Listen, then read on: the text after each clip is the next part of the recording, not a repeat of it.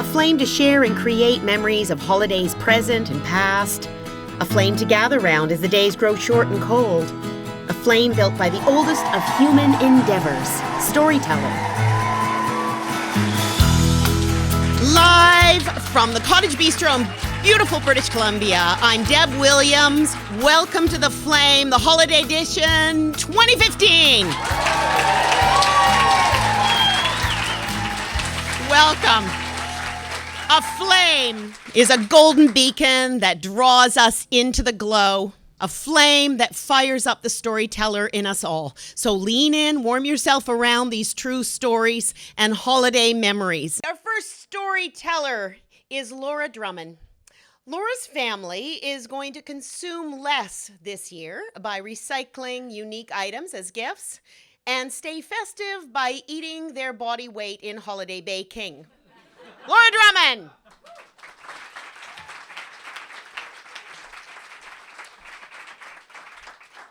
So I have spent $20 on 1 cup of hot chocolate in Germany, and I have seen the most incredible sunrise coming up over the Greek islands. And I have stumbled across a student uprising in the middle of Paris. And now I am working retail in Vancouver during the Christmas season. I am broke, so I really need the money. And I'm working in a small kiosk which is located beside the escalator in the Woodward's department store in Oak Ridge Mall. And my kiosk sells high quality products like BC license plate themed t-shirts, keychains, and plate frames with witty sayings like, "I prefer to drive topless." And "Mechanics have bigger tools." And 4x4s eat more bush. Now, I love Christmas. No, I really love Christmas. And so my kiosk, while still showing all of my amazing wares, also has some sparkly garland around it and a small snowman on the counter. But it in no way matches the decorations of the Woodward's department store, with their absolutely gorgeous trees with twinkling lights and poinsettias. And they even have this young man dressed crisply like a tin soldier, and he wishes you a Merry Christmas as he opens the door. Now, all of this absolutely stunning Christmas cheer cannot protect you from the mind-sucking dead zones of working in retail. Now, you get these kind of busy times in the morning, and then there's another rush in the evening, and you can look forward to that. And now that we have midnight hours now, you can look forward to that multiple times throughout the day. And so my legs are absolutely aching and my mind is absolutely cramping from having this conversation over and over again. $4.99. I can put whatever you want on there. Oh, $19.99. I'll throw in a keychain if you'd like to put Bob right on the front of that. So I am really tired of the not very merry gentlemen and the Martha Stewart wannabes who are crossing things madly off their list. And my mind kind of wanders, and my eyes cross the aisleway to where my good friend Kevin happens to be working for Woodward's as a cashier. And he's also the first aide for all the staff on Woodward's. And we kind of give each other that sort of, I know. And then my eye kind of drifts off to some Christmas tree anywhere where I'm not here in this moment. And suddenly I feel my body react, and then my ears register this really loud bang.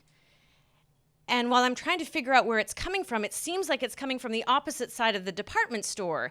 And it's reverberating under my feet, sort of like the internet symbol with these waves coming out.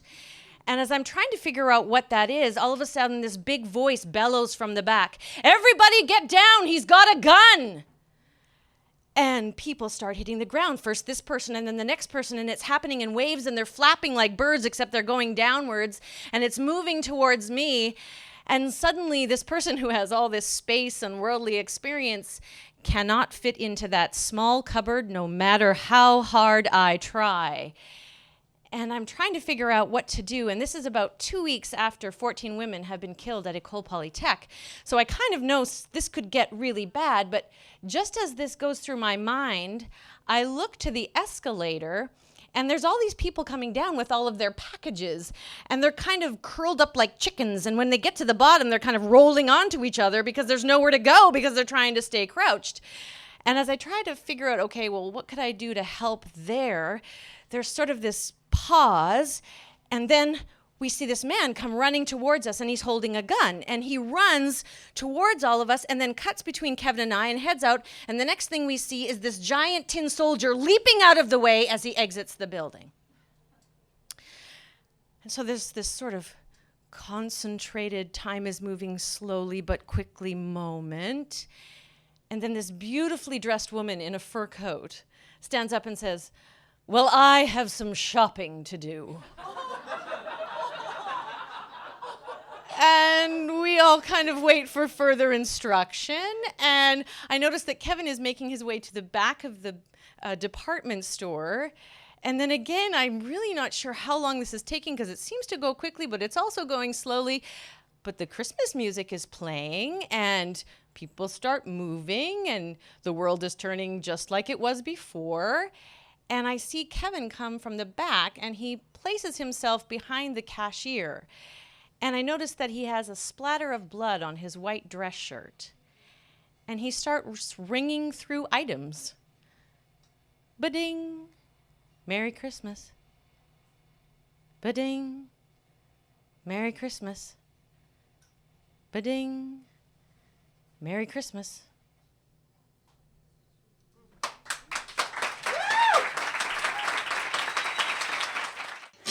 This holiday season, I'm giving my brother Paul 2 weeks of dog walking.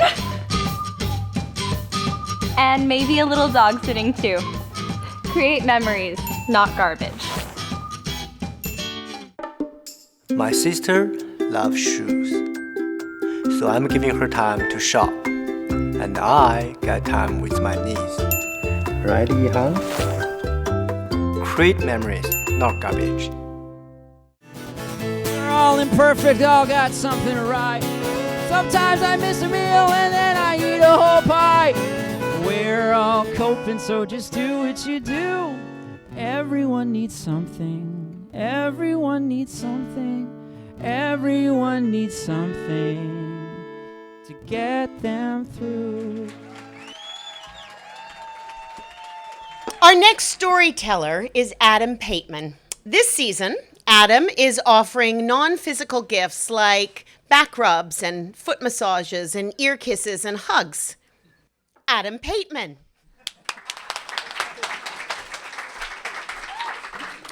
So the concept of karma is present over the holiday season because of the idea that it affects those who have been naughty and nice. And a couple of years ago, karma had caught up with me, incidentally on the very same year that I was not able to afford a flight home for the holiday season, and I had to spend Christmas alone.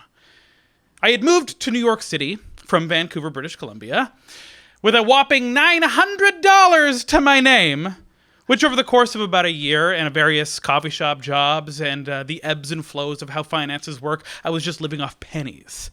And one hopeless night, I was walking through my neighborhood of Bushwick, Brooklyn, and I got a phone call from my friend David, and he asked if I wanted to go see the movie Inception later on that evening.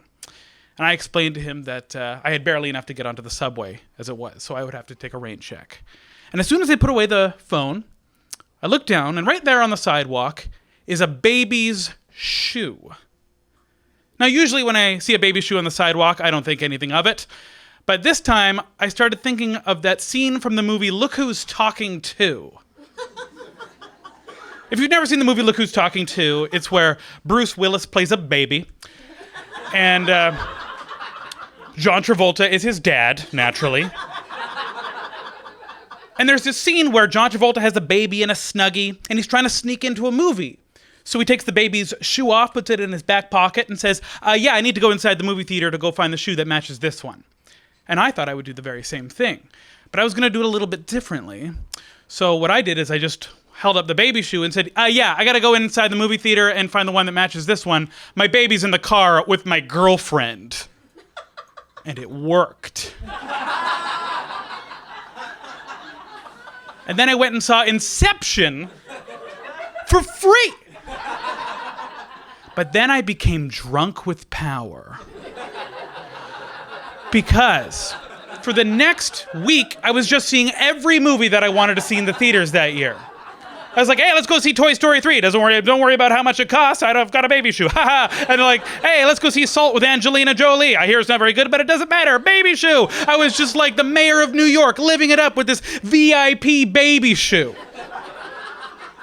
And after a week of seeing free movies, I took my lucky, trusty baby shoe and I put it in my little side satchel hipster bag. And I got onto the L train and went back to Bushwick, Brooklyn, and I got off at the Jefferson stop, and I was just feeling fantastic about my life. And as I came out of the subway station, coming up towards me down the street was about 9 or 10 hoodlums. So I wanted to sort of avoid them. So I had to act nonchalant as I kind of turned away from them to head towards my house. But therein lies the problem, because my version of nonchalance is a very flamboyant nonchalance. Because in my nonchalantness, to avoid these guys and not be noticed, I kind of swung around a telephone pole, daintily, all casual-like. And I continued down the road, and of course these guys saw that, so they started walking right behind me. And I kept walking towards my house, and I could feel them right behind me, and I was like, uh-oh, this isn't good. And things were seeming okay for a moment, but then, that is the moment when I thought I died. Because I felt a pain in the back of my head. A pain that was so intense and so abrupt that I thought it was a bullet that had gone through my brain and it ended my life. But of course, that's not what happened, because I'm telling you this story today. What happened was that somebody probably hit me in the back of the head with a baseball bat or a pipe. Something really, really hard, and I fell straight to the ground. These hoodlums had hit me. And as I'm falling to the ground, I'm thinking, oh my God, they're about to mug me and beat me up. But they don't need to do both of those things. They could just mug me. That's crazy, because they could have just been like, hey, could you give us all your stuff? And I would have just been, okay. Thanks for not beating me up for it. That would be a waste of energy. Yeah, no kidding. So I wanted to be like, yeah, just take whatever it is that you want. Whatever you want, just take it. But I didn't have enough time to say all those things and have that cordial conversation. So instead, as I'm falling to the ground, I just said these words. I said, just take it. Just take it. The most submissive thing you could possibly say to another human being. And it was like a choose your own adventure, like whatever it may be to you, just take that. So then they kicked me in the head and the face and the brain and the legs, and they grabbed my wallet, they grabbed my bag, and they ran off. And as I'm getting up off the street, and I'm all bloody and bruised up, I'm walking down the sidewalk, and I find my wallet sitting right there on the sidewalk, and I pick it up and I look through it, and it's empty. Just like it was before. And then I keep going up the road and I find my bag and everything is still in there. My book that I was reading earlier that day, my Tupperware container from lunch earlier in the park. And then I kept looking through it and I realized that they had only taken one thing. What do you think that one thing was? That's right, the baby shoe. But that is not the weird part. The weird part is that the moment I realized they had taken the baby shoe, I looked down and I realized I was standing in the exact square of pavement where I had found the baby shoe exactly a week prior. And a lot of thoughts went through my head. One of them being, what do these guys want with this baby shoe so bad? And the second one being, what kind of genius baby is hiring assassins to retrieve his shoes? And that is when I realized I had to get my act together. Because no matter how naughty it might seem to sneak into a movie with a baby shoe, and how minutely naughty that might be, karma could still catch up with you the next holiday season. And this holiday season, I think that karma will be on my side. Thank you. This holiday season, I'm giving my brother Paul 2 weeks of dog walking. And maybe a little dog sitting too. Create memories, not garbage. My sister loves shoes, so I'm giving her time to shop, and I get time with my niece. Right, Yihan? Create memories, not garbage. We're all imperfect, all got something to write. Sometimes I miss a meal and then I eat a whole pie. We're all coping, so just do what you do. Everyone needs something. Everyone needs something.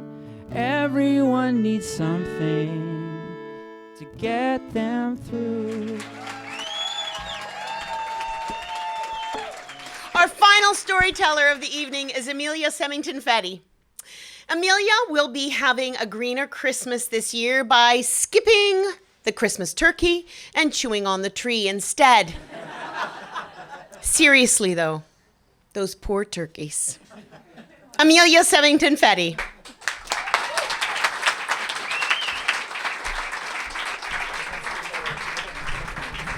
I have never had a good Christmas. I'm going to say that again. I need the awe, right? I have never had a good Christmas. Thank you. It started when I was very young, a baby. I was parented by a single mother, and she had to work full time. It was often that I would spend Christmas Eve with a babysitter or the neighbors. This didn't bother me because I was a baby, but I'm sure it broke my mom's heart. One Christmas, she got off work, and she thought she would do it up really good for us. And it's hard when it's a family of two. It doesn't feel like a family. It feels more like just two friends living together.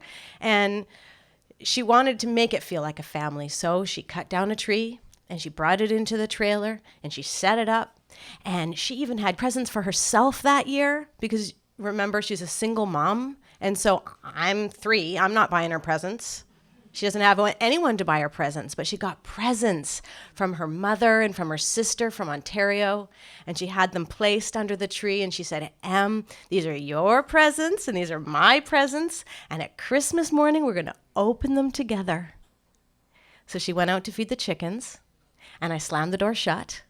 And I locked her outside. And I walked over to her presents. And she looked in through the window as I slowly opened every single one of her gifts. And I looked at my mom as she stood at the window crying as I ruined yet another Christmas. And then she had my brother, and things actually got harder at Christmas because there was another mouth to feed. And I remember there was a knock on the door one Christmas Eve, and we opened the door and there was no one there. And we looked down and there was this huge box of food on our doorstep. We had just started going to a church, and the pastor thought that we were in need of Kraft dinner and Campbell's soup.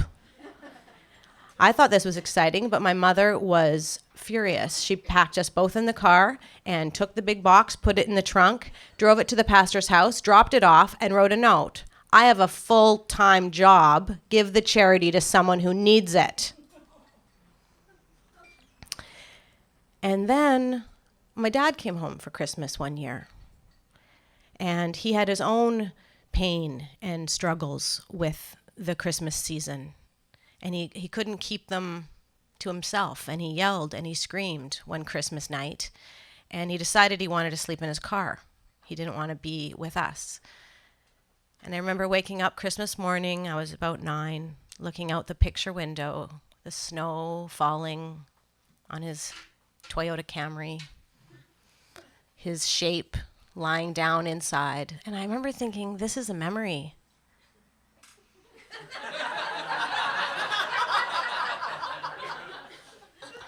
I'm going to have this one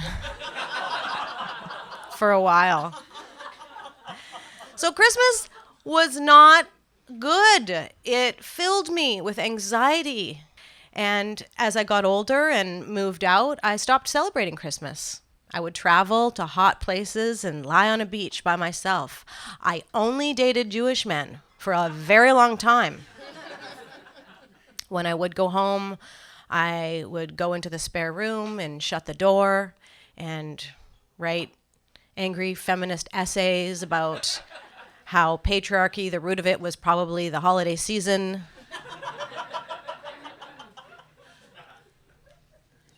And then something changed.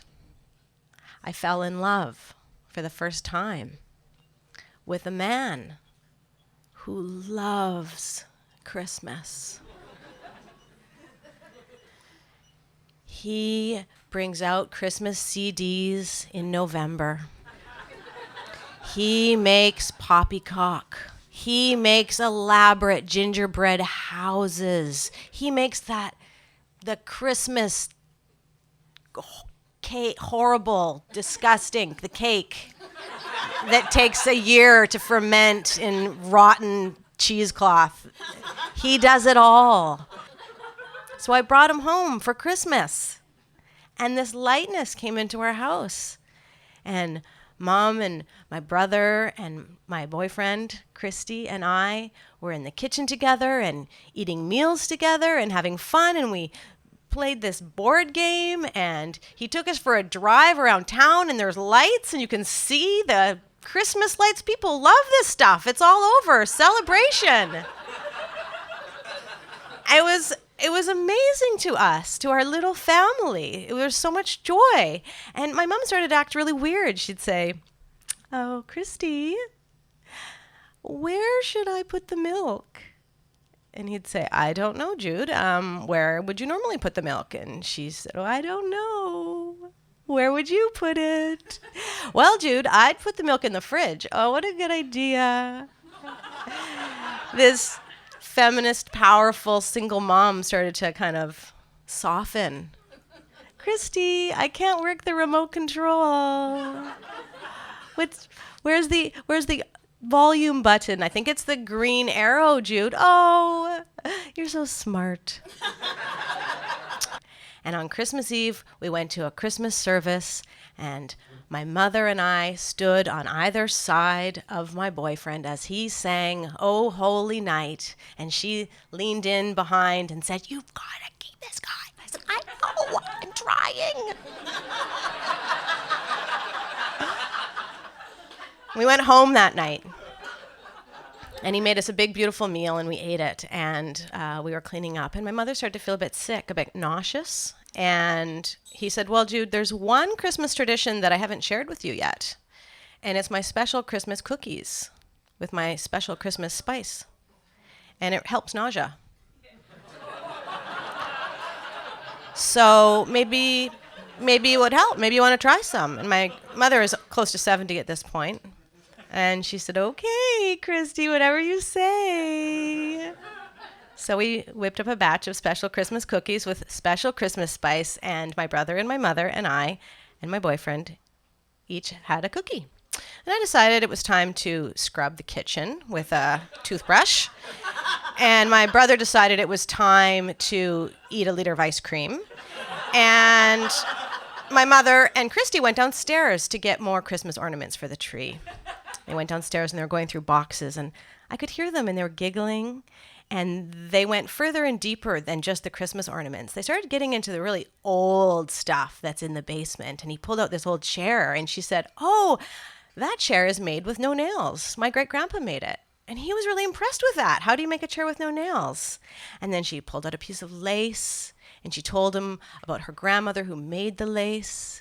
And I was sitting at the top of the stairs, listening to all these things about my mother that I had never thought to ask.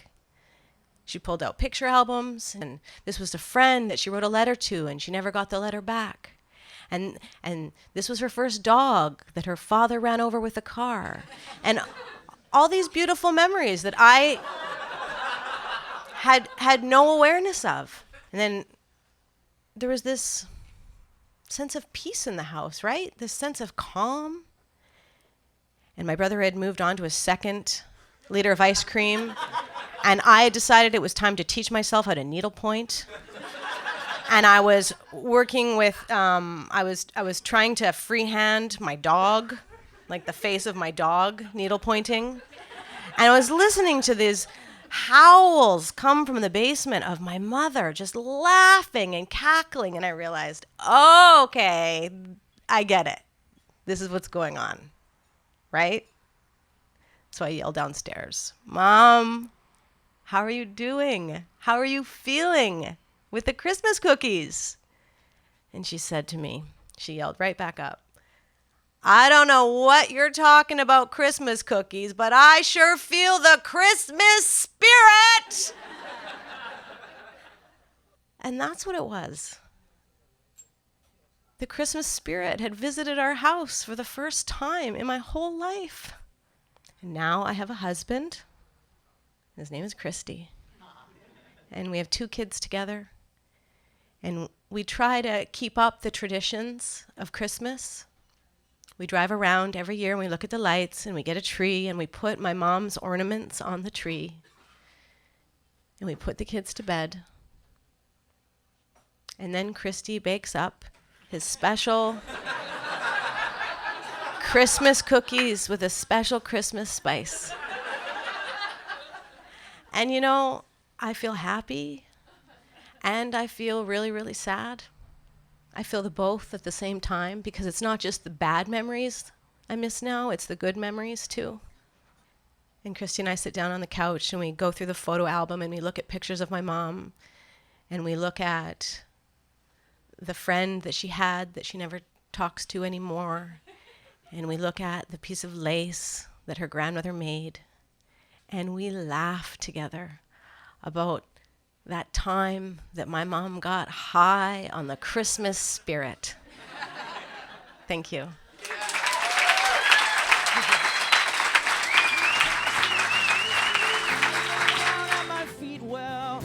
This holiday, it's time to make it right. Yes, I'll do away with Canadian politeness. For 364 days, you can avoid my gaze. Christmas time, we're making eye contact.